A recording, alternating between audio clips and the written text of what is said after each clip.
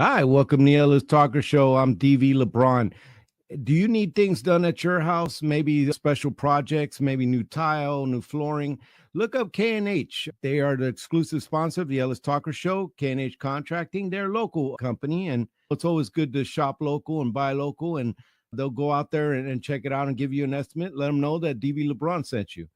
Today, my very special guest is Mr. Charles Williams, who is an educator, a podcaster, an author, an extraordinaire. He's out of Chicago, so I won't hold that against him because the real pizza comes from New York. That said, thank you so much for coming on the show. Hey, man, I appreciate it. Does it count that I have a daughter in New York? She's up there, so I got some New York cred. Yeah, I'll give you a little bit of New York cred there. I'll give you a little bit of New York cred. I saw you on a friend of mine, Guy Stevens' show, and Guy, the Alliance Against Seclusion and Restraints. You guys could look back at a show. I had a show with him, but I saw you on there and I saw you talking about restraints, neurodivergence. And then I saw that you've dedicated your life to education. And then you were thrown into the neurodivergent world. Yeah. So first, I'd like for my audience to know a little bio on you. If you could tell them a little bio, and then we'll move into all that. Yeah, absolutely. Guy, I want to say thank you to Guy for definitely connecting. That's why I'm wearing his shirt here. Appreciate oh Guy, you haven't hooked me up with shirt, man. Yeah, you got to send him one now. So yeah, my name is Charles Williams. I've been doing this work now. This is my 19th year in the field of education.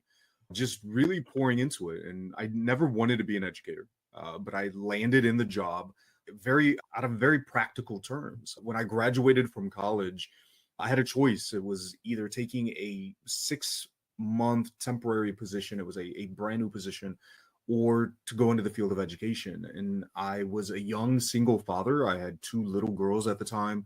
So I was like, I'm going to go that practical route. I want to make sure that I can take care of them. And the rest is history. I fell in love with the field, went back to school, transitioned into teaching, got my master's in teaching, was loving the work that I was doing, wanted to make even a bigger impact. And so I went back and got my master's in administration. And so I've been sitting in the administrative role for the last about 10, 11 years now. And so I've been all the way up, right, from essentially a teacher assistant all the way up to a principal of a school.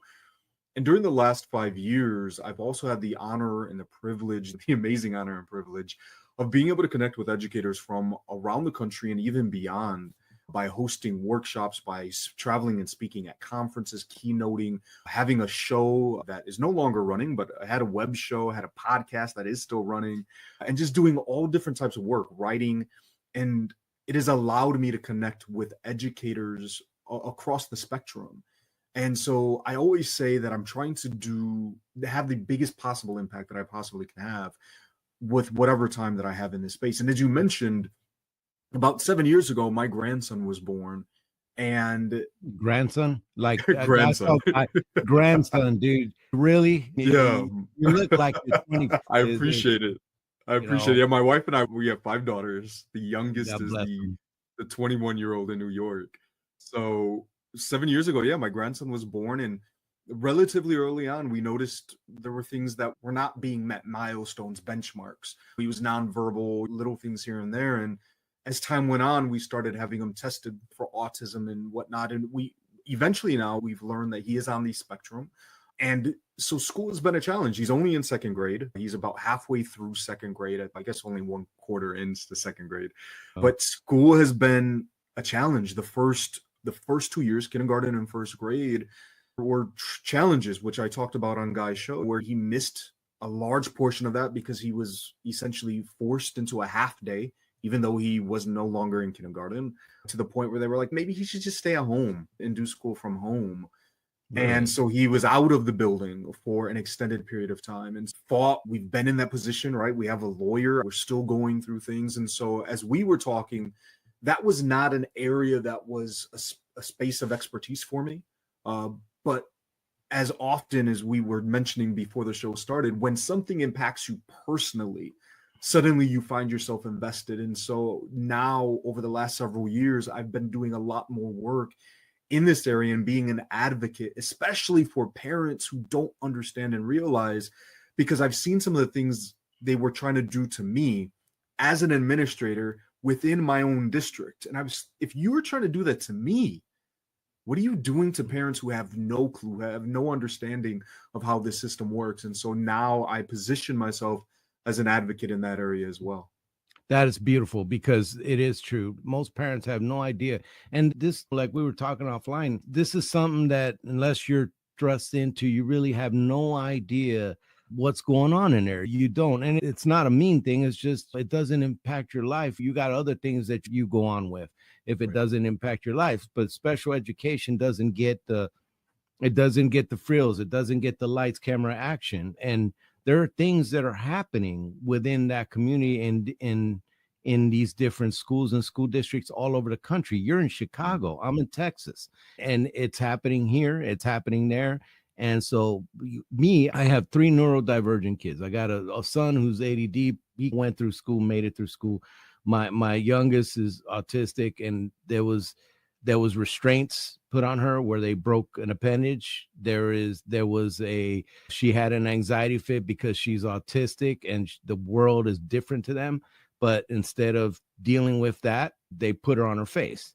It was one of those things where I had to fight, bring an attorney in to try to get the services for my child. So it's happening. It's happening. And I'm not rich. I'm just a working stiff.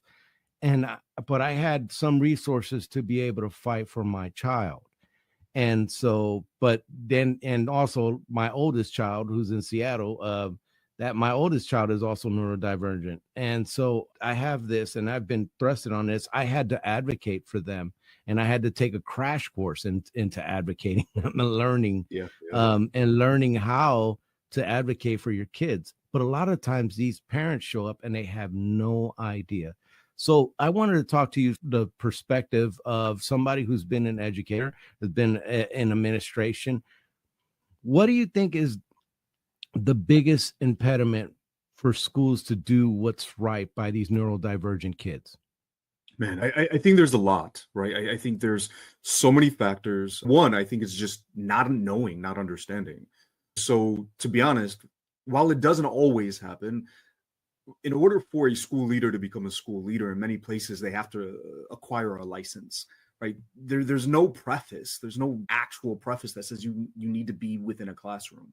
And so there are spaces where there are school leaders who have never been in the classroom, and it's not common, but it's there. And in addition, even those who have been in classrooms haven't always been exposed or worked closely with special ed populations. And so I'm willing to bet that there are a large portion of the school leaders throughout our country who have very little understanding or very little exposure, very little context in working with our diverse learners, right? And because of that, even though I doubt many will admit to it, we know this is the case because when we think about some of the crucial and fundamental elements of running a school, for example, I would be willing to ask you, right, if you're in a school right now, if you're a school leader, if you're a teacher, if you're the parent of a child, where are the diverse learners located within that building? Are they integrated into classrooms? Would you know as you're walking through the building who the diverse learners are and who aren't outside of very obvious, maybe physical manifestations? Would you know the difference? Or are they tucked away in the corner somewhere, off in another wing, off on their own side? Because here's school and then there's them, right?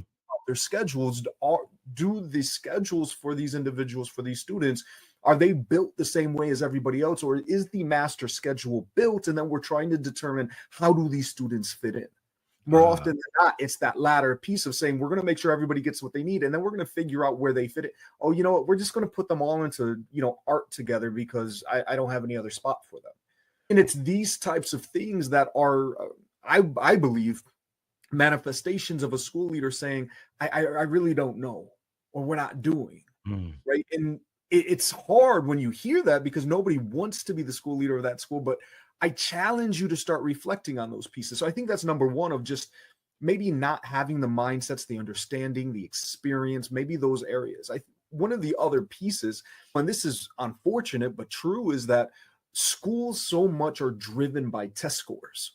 And I remember, and this is in the not too far past, of school systems not testing diverse learners because they didn't want their scores to be impacted, because Obviously, if you're looking at benchmarks, some of our students are not going to perform the exact same way. And so when you're like, I'm just not going to test them, or I'm going to make sure that they're not here on that day, or I'm going to exclude them from rosters because I don't want my scores to be messed up. Because if my scores get messed up, then my ranking falls, it might impact funding, it might do all of these different things. And now we have these outside systems that are driving decisions to say, I'm going to exclude. I remember, and I'm not going to call anybody out, but I'm a data guy. So I remember several years ago combing through some of the data here in Chicago. And I remember coming across a school, and this is actually not for our diverse learners, but it was for newcomers, EL students, right, who oftentimes fall into similar buckets. But I remember looking at a school, and I tell people this all the time, that Chicago is an extremely segregated city. It's a horrible thing to happen. And so you're hungry and you want food, and I'm like, hey, I want some good tacos. I know exactly where I'm going to go. But there was a school within one of these communities. It is a school with a Hispanic name, a school that has a massive Hispanic population. And somehow within the results, they had a 0 EL population. I was like, come on now. Come on. Really? Anybody looking at this is going to have to question, how do you not have a 0 EL? But guess what? The results, their test scores were through the roof. And I said, well, yeah, obviously, when you get to pick and choose who's going to be testing, you're going to curate those things, right? And now I'm not going to put anything on the school leaders in that space, but there are those systems that are driving the decisions that are being made. And I'm sure we can keep going, but I think there are a lot of different factors playing into why we are ignoring and mistreating certain populations, right? Whether we're meaning to or not. And there's a big difference between forgetting and potentially neglecting because, oh yeah, I forgot you were here, versus like you were just sharing, putting your daughter face down on the ground, ending up breaking something of hers. Like my grandson on the episode, I talked about being thrown into what the principal blatantly told me to my face was their vault. Those are not, right? Those are not accidental. Those are very intentional things that are being done. Again, presumably because of either misunderstanding or just simply, it takes a lot of work. This as a parent of a child with these needs, it takes a lot of work. It becomes exhausting. It becomes tiresome. It becomes frustrating. But at the end of the day, these are our children and we love on them. And if you decided to be in the field of education, that is what you've decided to do. You don't get to say, I'm tired, I don't want to do it anymore. But so many times that's what happens, right? That child has reached crisis mode. And you mentioned earlier, my grandson wears headphones like many students or children with autism do. And I remember we were trick-or-treating. He loves Darth Vader. This was just a couple of weeks ago.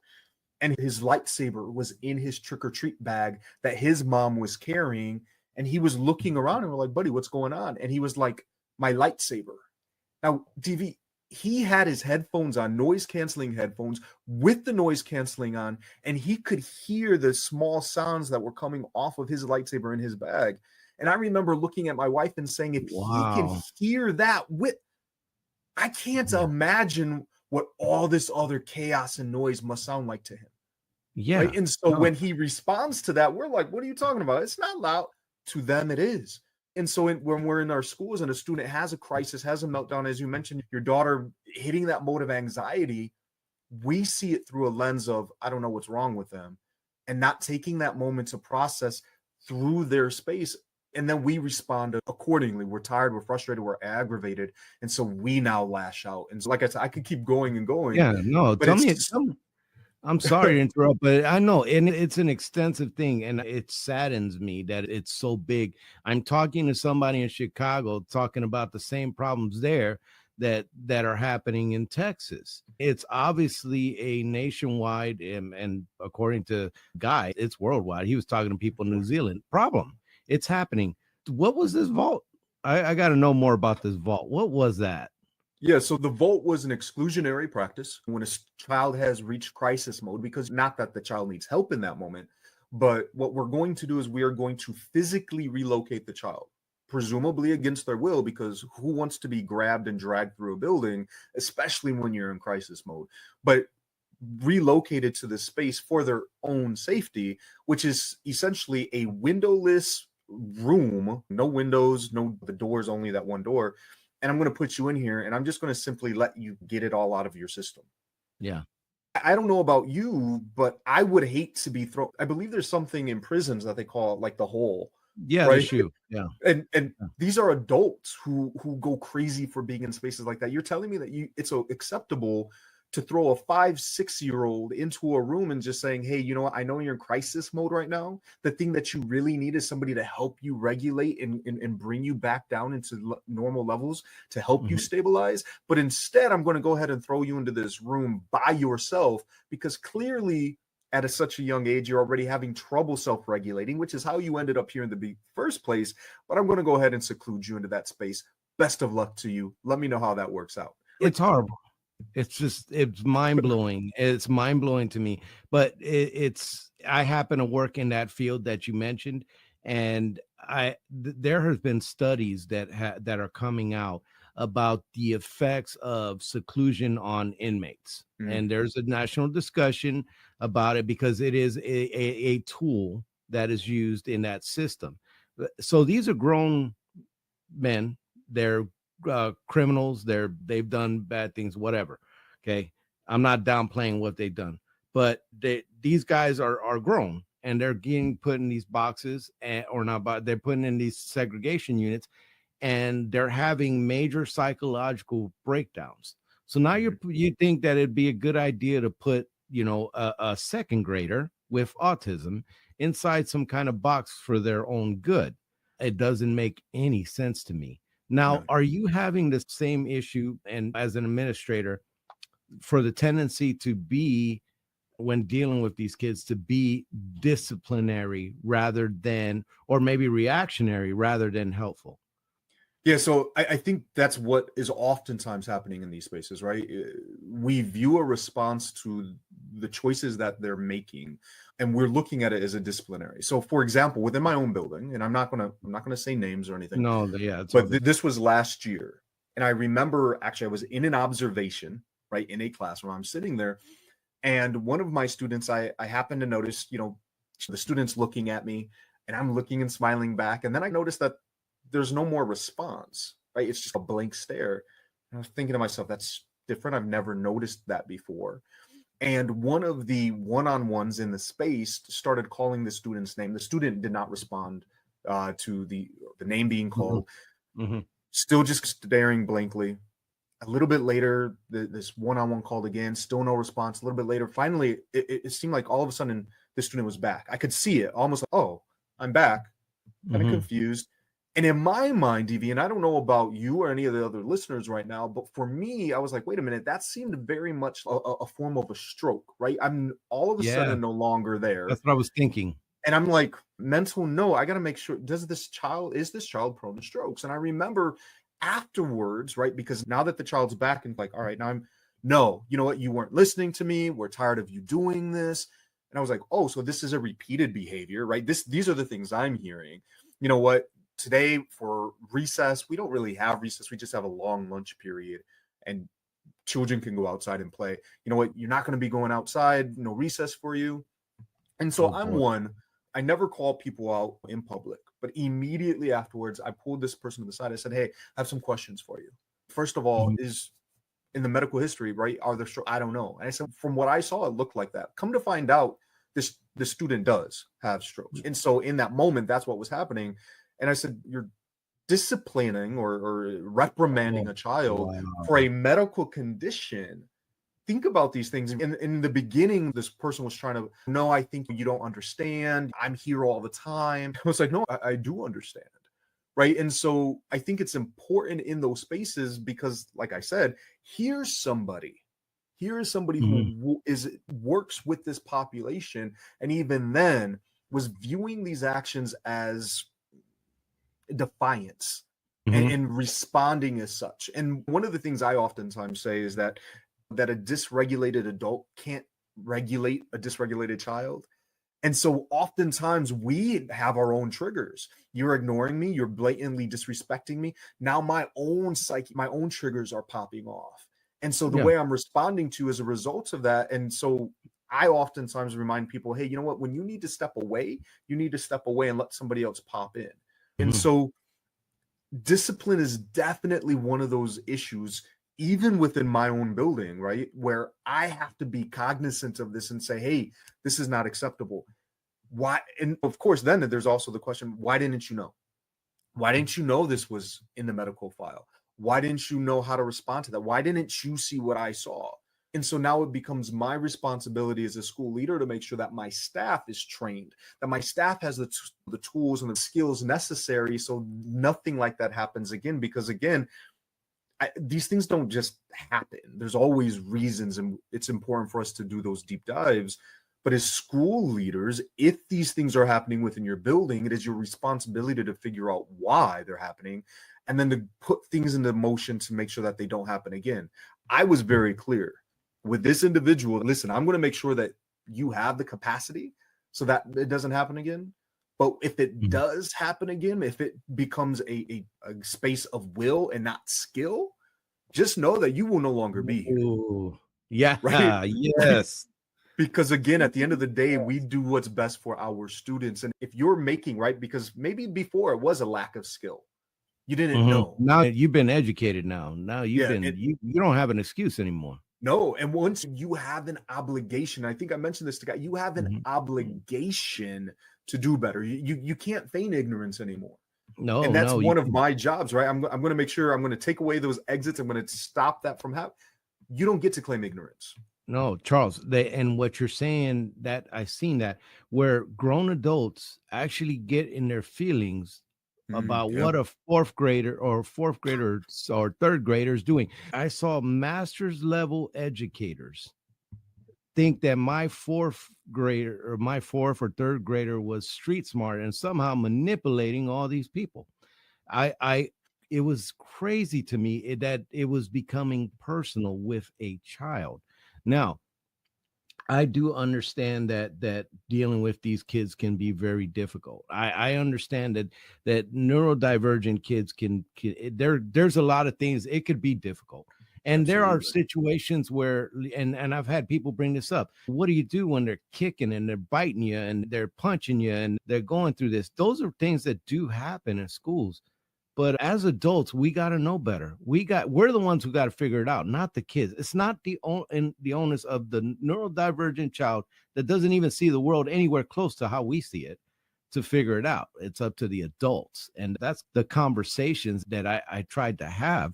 And it's sad to hear that disciplinary happens there too, because they talk about here on one of the organizations I follow, they talk about like the pipeline. The kid gets in trouble, gets moved over to a continuation school. They call them different things in different places, folks. I'm sorry. But they get moved on and they get shipped on and they end up in prison. Kind of a pipeline that they get to. And there are a lot of people that end up in prison that are neurodivergent in some way, shape, or form. And so that's if we're lucky if they end up in prison, because when they have one of those episodes in public and they look a certain way, it's interpreted a different way. And more often than not, they're not even having the fortune of ending up in prison, right? Their lives are being taken from them because the person responding has no clue. That is true. So you get them educated on it and you talk to them. What are your school systems work different than over here? They're independent they're not ran by the state, although there's a lot of state and federal rules and stuff. Every individual school district is independent in Texas. So they do their own thing within a frame. They got their own governing body and they set their priorities, and it doesn't all come down from the state or whatever. They're all independent. And so but yours is like a big system, big city system, etc. What do you, since you've been in this education thing for a long time, what do you see are the other barriers that are coming from up there that are keeping these teachers from learning what they have to learn, or these kids, their services they get? Because I've seen where, it was really hard, and you've seen it probably as an advocate, trying to get services for your kid, and how impossible that can be sometimes. Yeah. So, I think there's this two-pronged approach, right? So I think Chicago thinks it's an independent school district because we're not. But as a member I go to the Illinois conferences for the state of Illinois, and they're just like, yeah, Chicago does what Chicago wants to do. The rest of the state operates one way, and then like CPS does its own thing. But I think one of the pieces is that there's a lot of legislation that gets pushed through about protections for students with special needs. There's a lot of legislation, a lot of laws that get passed. But I think one is that there's not a lot of training or resources around it. It's easy for people to sit back and say, this should happen, and that should happen, and this should happen, and that should happen. And then when it gets to the schools, right, within the districts or within the schools themselves, they're like, I hear you, but how? I don't know what to do with these things. I hear what you're saying, but I don't know what to do with this. And so I think there's a lot of confusion around how to proceed or how to move. Or in conjunction with it, within the field of education, we have this horrible thing of adopt and drop.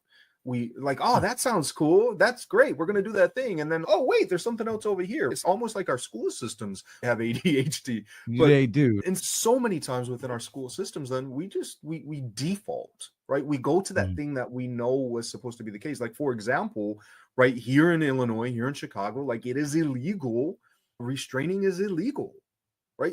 There's literally laws against restraining a child, and yet it continues to happen. There are policies within school systems that say, hey, listen, if you do happen to restrain a child, these are the things you have to do. And then even those things aren't always followed. I remember when my grandson was restrained and put in the seclusion space, immediately I asked his mom, I said, where's the paperwork? And she's like, what paperwork? I said, they're legally obligated within 24 hours to provide you with. There was no documentation. And so I think a lot of times we learn to operate in a way that so long as we're not called out, so long as we don't get in trouble, it makes sense for us because there's all of this confusion, all of these conflicting messages, all of this stuff. And I get that. So we then operate in a way that just makes sense to us, even though it may not be beneficial for the students, for the families. Like I'd say this to our teachers. There's a lot of the choices that you make that make teaching convenient for you, but are your students actually learning? Right? Just because it's convenient doesn't mean it's the right thing to do. And we operate in the same way with many of our diverse learners or special education spaces that we do what's convenient, we do what makes sense to us, and then we just hope and pray that nothing comes out of it. And I'll be honest, I have a lot of administrator friends who operate in that space. This is what we do, and if we were audited, wow. But at the end of the day, it's right. Again, it's very easy to be like, you shouldn't be doing that. And many times, myself, can you then please show me? Because I don't know what else to do. Like we were just talking about students who become physically aggressive. Yes. Yeah. I personally don't believe that a teacher should ever have to be bit, kicked, or punched, or slapped, or hit. Absolutely Especially not. we see some of these high schools where these students are ginormous, right? I'm at a high school and I'm constantly looking up. These kids are bigger. Yeah. They're ginormous. And so if one of those students, we've seen things even here where a child gets into that crisis mode and attacks the teacher, right? Real physical harm could be happening. And I agree. So I don't want any teachers thinking like, I'm like, oh, sorry, you signed up to get, punched in the face. No, you did not. No, but at the same time, right? As a person with a grandchild who has gone into these spaces, like the only thing that I can do is to love on him in that moment. My wife has received bruises. I've received bruises, right? And I think a lot of times we focus in that exact moment. Man, this kid is out of control. This kid is violent. This kid is that. They got to go. They're not safe. But for the 5 minutes, 2 minutes, 10 minutes, and then when they're able to regulate, I don't know about all students, but I will tell you that my grandson is one of the most remorseful students. I'm so sorry. Pop, I don't want to do that. They're suddenly back. I had a student last year, was in my building, was in that space, was roaming, was yelling, was just absolutely, wasn't aggressive, wasn't physically aggressive. But suddenly, right, immediately, well, we got to call his parent. They can't be here. They're disrupting the space. I said, just stop. Give him some time. And suddenly when he regulated, I remember he just looked at me and was like, I feel better now. And DD, it's those moments that break my heart because it's like, they're Yeah. not behaving this way because they choose to. This is Yes. something that is dysregulated within their system, and they have absolutely no control, and they're trying to get back. Yeah. And when they Yeah. do, it's Now imagine. So there's been yeah, it's no, something now. The thing is that what and you understand this because you're an educator. There's one thing that we know through scientific studies that the human brain and how the kid response. We know it when we see it from a baby snake that'll hit you, won't regulate itself. It'll bite you in a second. If you ever seen a baby rattlesnake run, they will get you. They just can't regulate themselves. And we know that about the human brain. A teenager or a kid is more likely to be aggressive and unable to regulate than an adult. We can be aggressive, but we think about consequences, while their brains aren't fully developed to get them there yet. Now imagine on top of that what would be, and I'm sorry for lack of a better word, a normal biology in the brain. Now add the neurodivergency, where they don't see the world the same way, and they don't have any kind of regulation to that. But what gets me when I talk to Guy about this is he said something that really got me was, what happened leading to that? What can we have done better leading to, because it doesn't always just boom. That boom is the product of what kind of, there's things that led there. There's things that got there. There's things that were confusing. What can we do as adults, or you as educators, to realize that and to function in that space where we address the things before they get to the blow up? Have you worked on that in your space, or have you seen that maybe we're moving to that? yes, I think like we talked about a little earlier, I think having that knowledge base is extremely helpful, right? And stepping Mm. back and being reflective. Like I said, I think so often we look at the behavior in itself. Anytime, fortunately, my grandson's principal and I, we have a great relationship. And so anytime she reaches out and say, hey, this happened today, my first question is, what was the antecedent, right? What was the trigger? What happened before that occurred? Because very rarely does anything happen in isolation. It may appear that way. Everything may have seemed normal, but when we stop and we take a look, we oftentimes are able to be like, oh, there was the thing, right? And so now we have to become aware and say, okay, if this thing leads to that, how can we create spaces to minimize, if not eliminate, those things from happening? And I know a lot of times that people may look at that and be like, oh, you're coddling or you're babying. And I'm like, is that what it is? Because let's just say that, like, I may not always look like I said it, I'm a grandson father, but I have, when I drive, I have a lumbar support. Yeah. And so if I don't have that as I'm driving, my back starts to hurt. I became cranky. I become angry. What if somebody was like, well, you know what? We're not going to let you have that.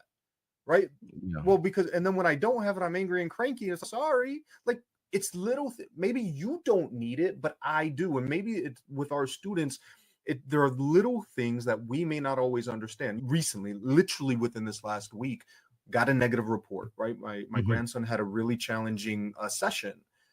And I said, you know what? I'll read the report when it comes in. So I'm reading through. And one of my grandson's pieces is that he's very organized.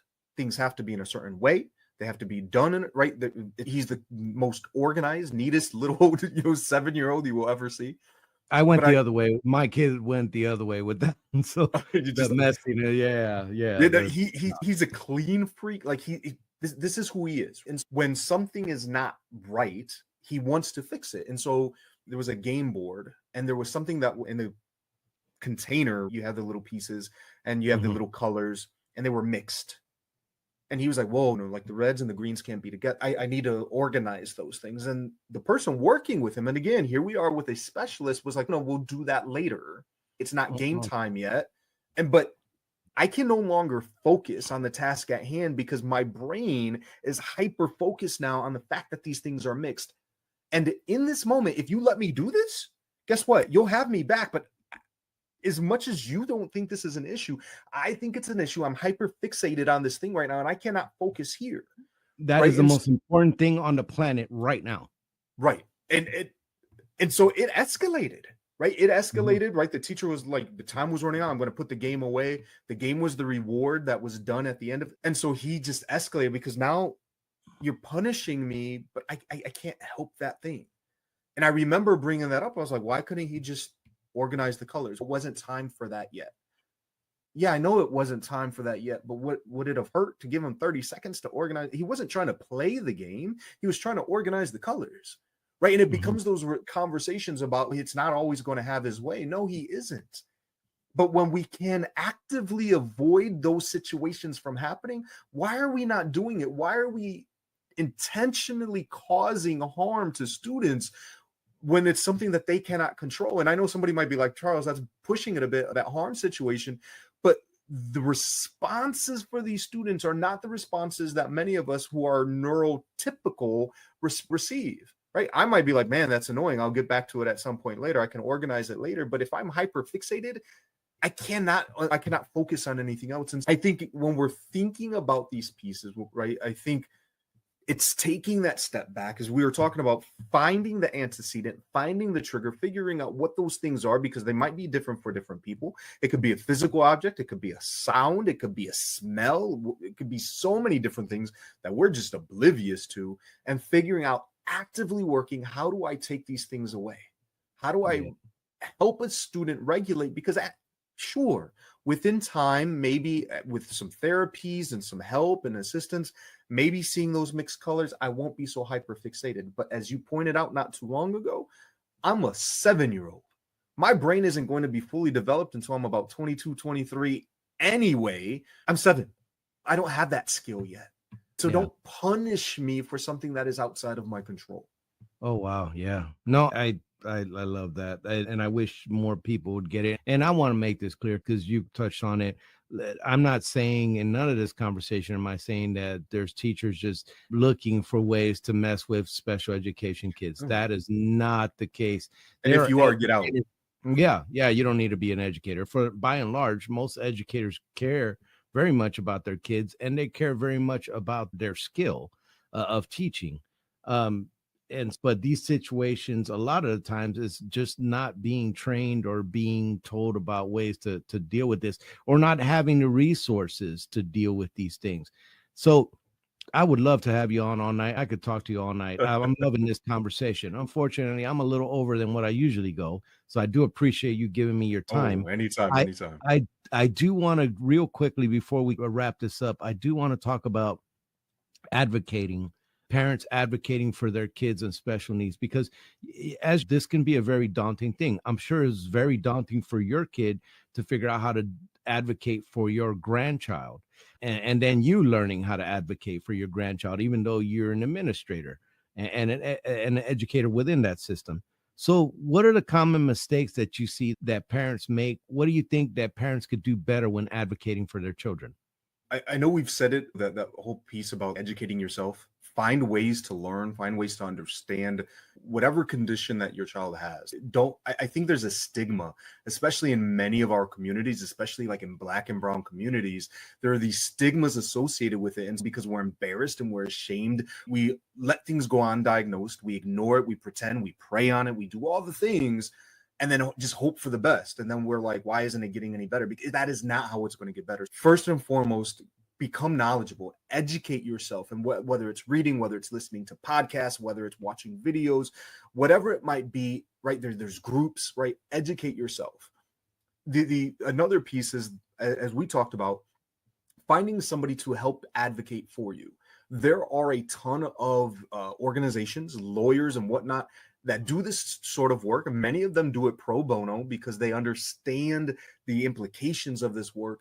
And so whenever something comes to you, and I'm telling you this, as embarrassing as it is, as an educator, as an educational leader, who oftentimes we have time constraints and we're trying to push things through and make things happen, right?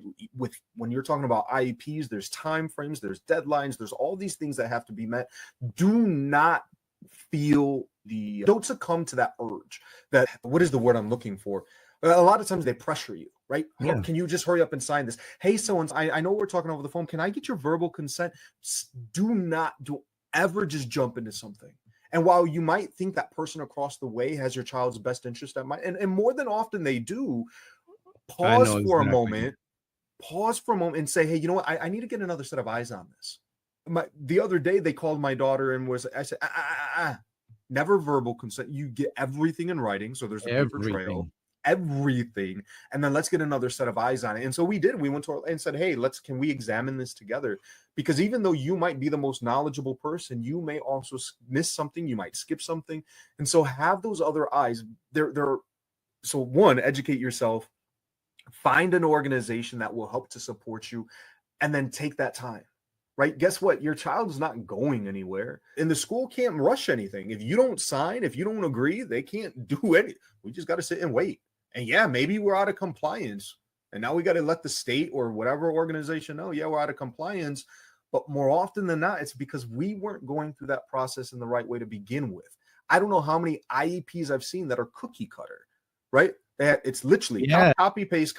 I've seen IEPs with the wrong child's name on it because they forgot to change the name. Like it's just, and agree, right? And as an educator, I get it. All the time constraints, the schedules, right? There's a lot of systems in place, a lot of policies in place that go against us and force us. But again, the only way things are going to change is if we push back and we make those changes, right? And so I tell parents right now, you know what?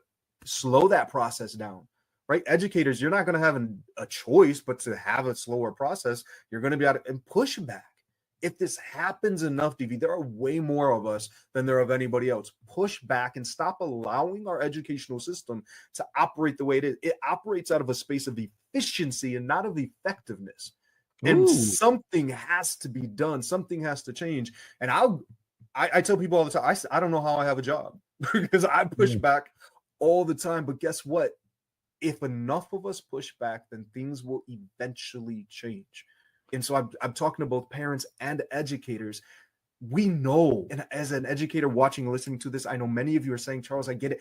I know it's wrong, but what choice do I have? You have a choice. You have a choice. And if you're operating in a space that doesn't value, that doesn't honor it, guess what? That is not the right space for you. Find a space that is right for you. Yeah. Oh, yeah. And the way you were talking about make sure that the goals on your IEP are actually measurable, that you can actually measure. I mean, that you can measure the growth there, because if you can't measure it, it doesn't benefit anybody. It's got to be able to benefit your child. And so that is definitely something that I have seen in there. But I love how you said that the efficiency instead of being effective. And as an administrator, I'm sure you understand the pressures that the principals go through the teacher, the pressures to get this or that done. And what I found too is that money is an issue. Money is an issue, always an issue, will always be an issue.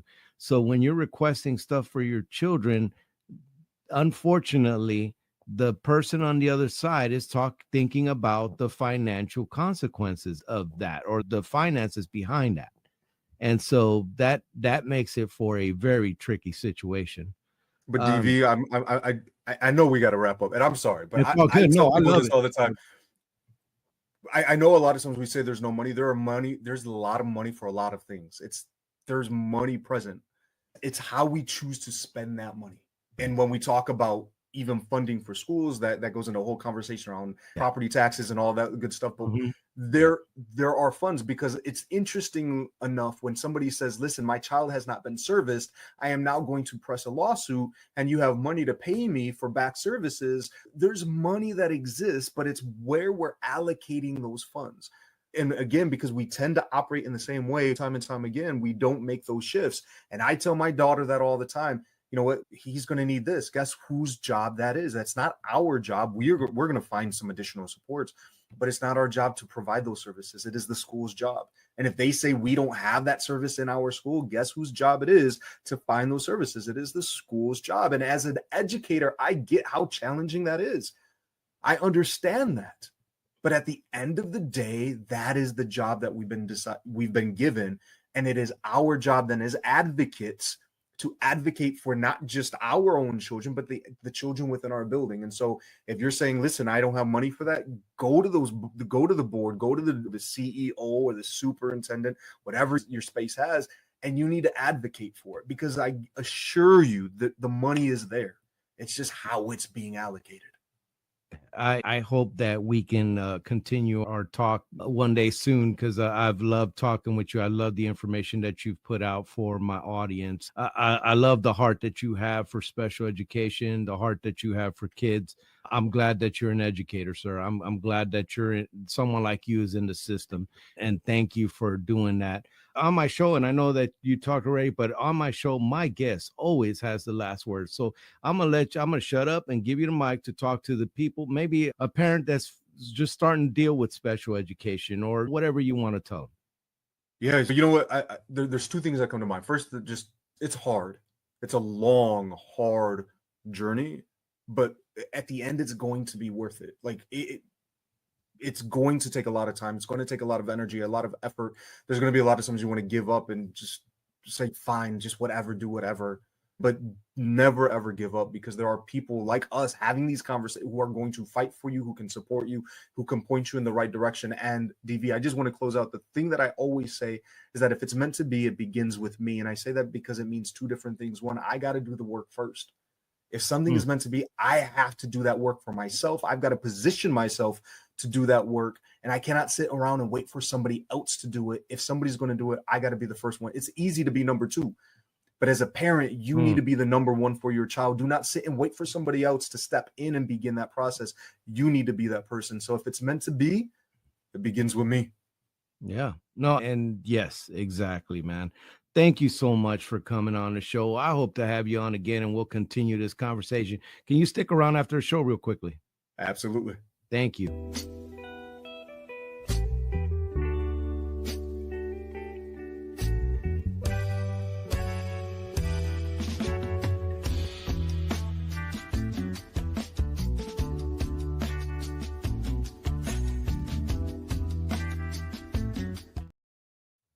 What do you think, brother?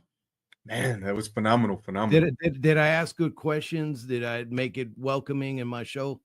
Yeah, you did. You